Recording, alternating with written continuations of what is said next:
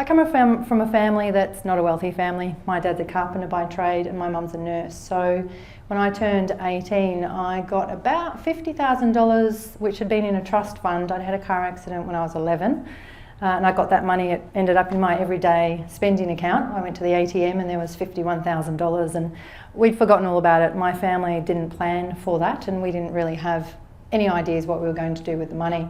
Luckily, my dad had been working with a guy who does property. Now, what does that mean?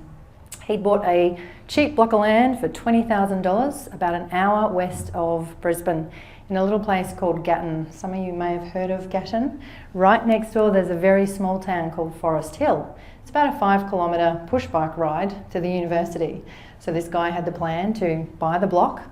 We bought an old house from a lovely old couple for $4,000 in Brisbane, put it on a truck and drove it out and put it up on stilts that had flooded really bad in the 70s, flooded really bad a few years ago as well. And I literally gave that guy $50,000. I didn't sign a contract. That's how naive we were. Thankfully, he was good country folk, my dad's country, so there was a handshake.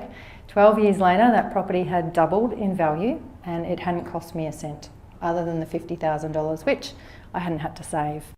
That's how I got into property. And it's interesting when I look back because I didn't know what to ask. I had literally just finished high school. My dad didn't know what to ask. And we just trusted this guy, and thankfully he did do the right thing. And that's how I started in property.